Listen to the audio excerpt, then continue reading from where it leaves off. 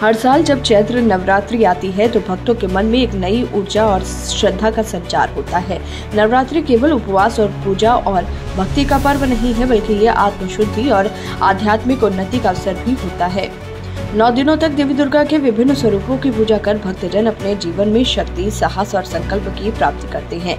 लेकिन इस बार 2025 की चैत्र नवरात्रि में एक विशेष परिवर्तन देखने को मिलेगा।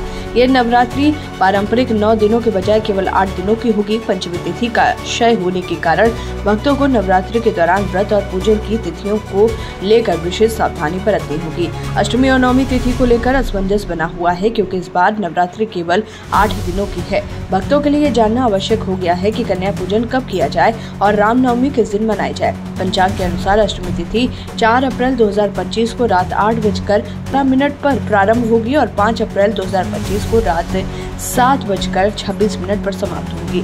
उदया तिथि के अनुसार अष्टमी का पर्व 5 अप्रैल 2025 शनिवार को मनाया जाएगा। वहीं नवमी तिथि 5 अप्रैल 2025 को रात 7:26 पर प्रारंभ होगी और 6 अप्रैल 2025 को रात 7:22 पर समाप्त होगी। इस दिन रामनवमी का पर्व भी धूमधाम से मनाया जाएगा। नवरात्रि में कन्या पूजन का विशेष महत्व होता है। यह अष्टमी और नवमी दोनों तिथियों में किया जाता है, लेकिन इस बार भक्तों के लिए ये तय करना आवश्यक होगा कि वो किस दिन कन्या पूजन करेंगे।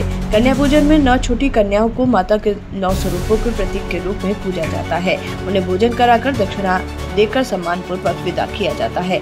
ये परंपरा न केवल धार्मिक महत्व रखती है, बल्कि ये समाज में कन्याओं के सम्मान और शक्ति का प्रतीक भी है। अगर शुभ मुहूर्त की बात करें तो अष्टमी के दिन कन्या पूजन के लिए ब्रह्म मुहूर्त 4:35 से 5:21 के बीच रहेगा। प्रातः संध्या मुहूर्त 4:58 से 6:07 तक रहेगा, जबकि सबसे शुभ अभिजीत मुहूर्त 11:59 से 12:49 तक रहेगा। इन शुभ मुहूर्तों में कन्या पूजन करने से विशेष फल की प्राप्ति होती है और देवी मां की कृपा बनी रहती है।